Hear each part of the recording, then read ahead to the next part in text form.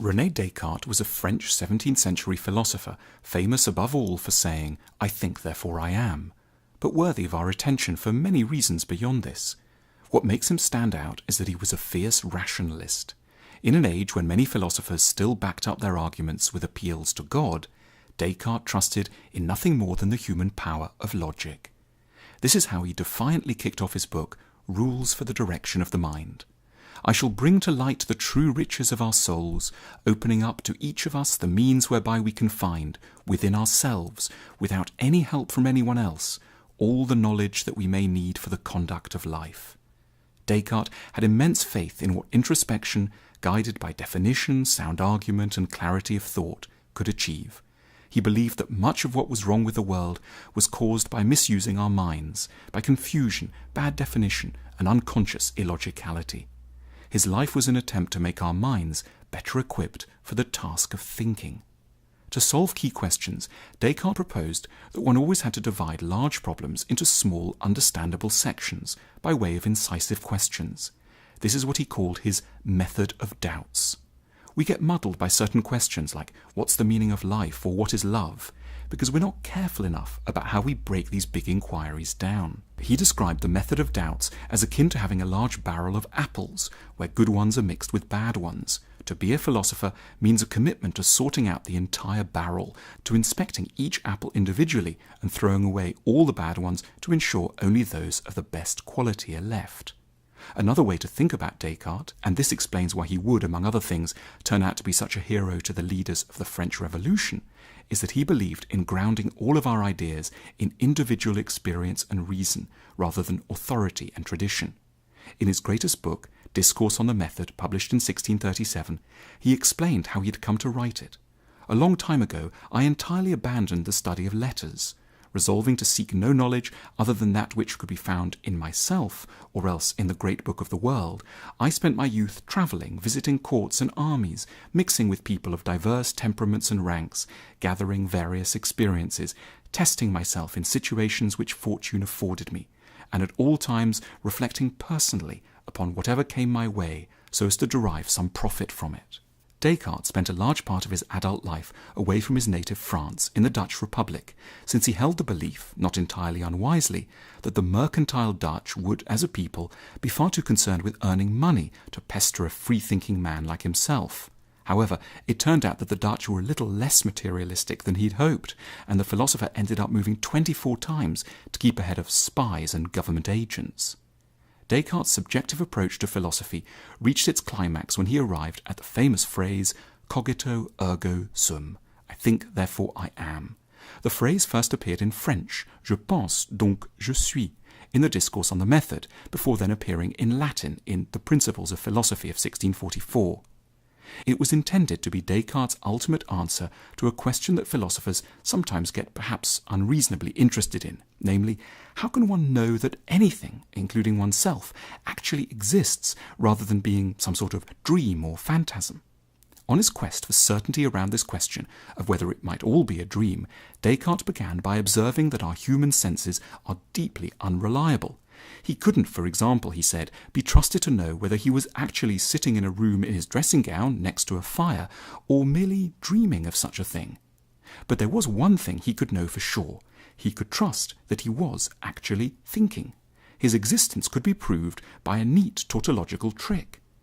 He could not be thinking and wondering if he existed if he did not exist. Therefore, his thinking was a very basic proof of his being. Or, to return to the maxim, I think, therefore I am. This might not sound like a huge insight, but Descartes used it as an Archimedean point in an epistemologically unsteady world. With this certainty safely banked, Descartes argued that his mind could go on to discover other similarly irrefutable truths. Some of the charm of Descartes' work comes from his entwining of personal details along with more arid philosophical passages. He tells us, for example, that his revolutionary idea came to him during the winter of 1619, when he'd escaped the fierce cold of the Low Countries by hopping into a stove and spending the whole day meditating inside. Descartes epitomizes the solitary end of philosophy. One can, in his eyes, solve the most profound problems by searching deep within oneself. Teams of individuals or ideas passed through the generations, as they are in universities, are deeply suspect for Descartes.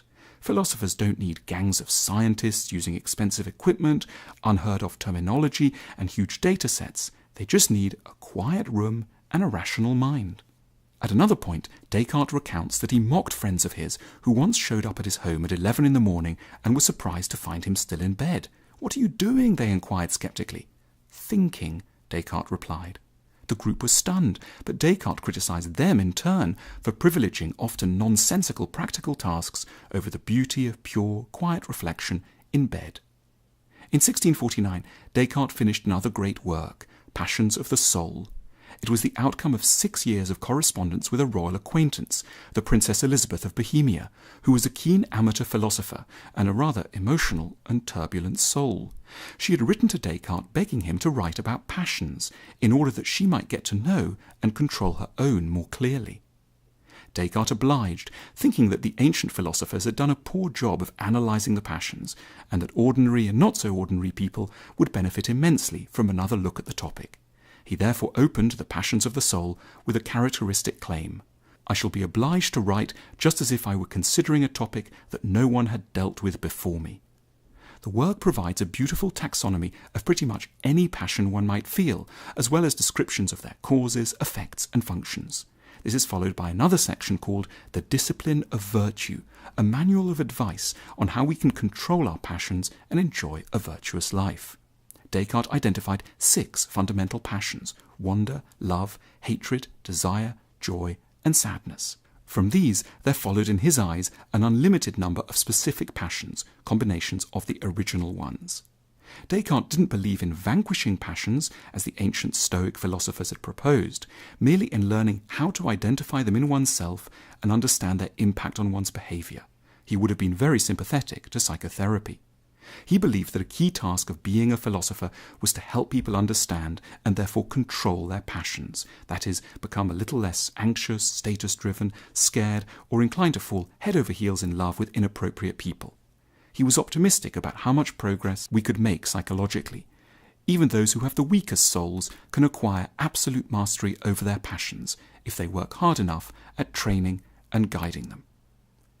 Descartes' psychological and philosophical work attracted ever more powerful admirers. In 1646, Queen Christina of Sweden got interested in sorting out issues in her mind and began a correspondence with Descartes.